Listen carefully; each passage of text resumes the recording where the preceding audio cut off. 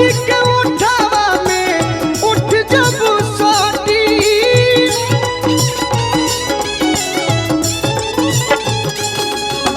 भुकुर भुकुर परी हमारा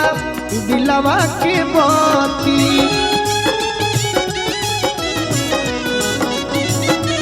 हाँ भुकुर भुकुर परी हमारा दिलवा के बाती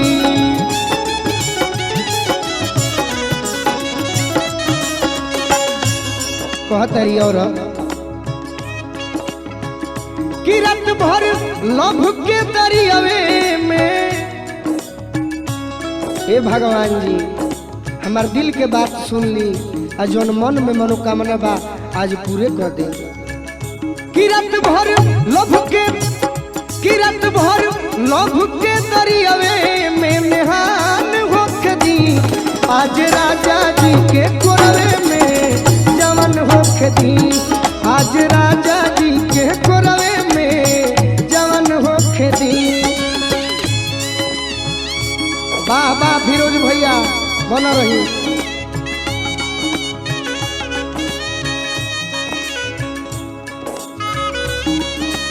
वाह वाह यह लयदार मैंने कहा ला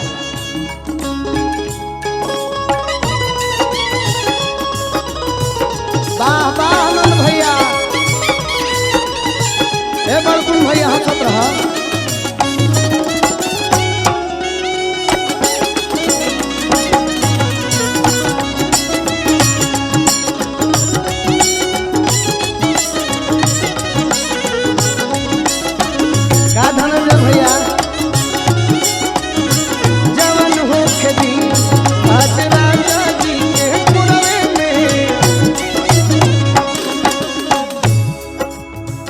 कहती है लड़की की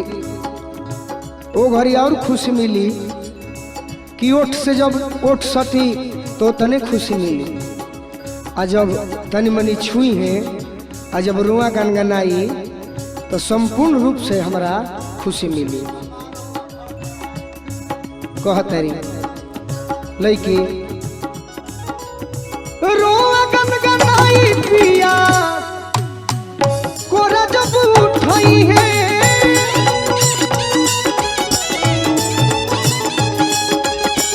रोआ गनगनाई पिया कोरा जब उठाई है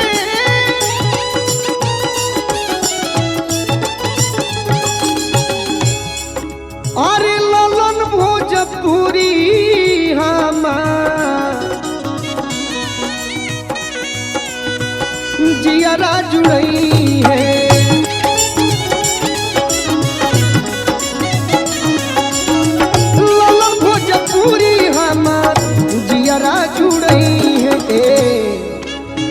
कहतरी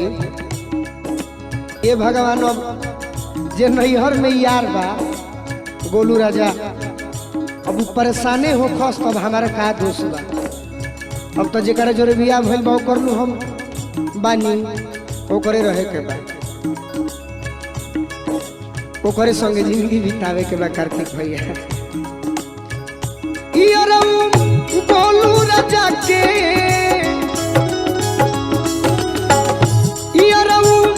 गोलू राजा के परेशान होख दी गोलू राजा के परेशान होख दी आज राजा जी के कोरवे में जवन होख दी आज राजा जी के कोरवे में जवन होख दी आज राजा जी के कोरवे में जवन होख दी आज राजा जी के कोरवे में जवन होख दी हे राजा जी के कोरवे में जवन होख दी हे राजा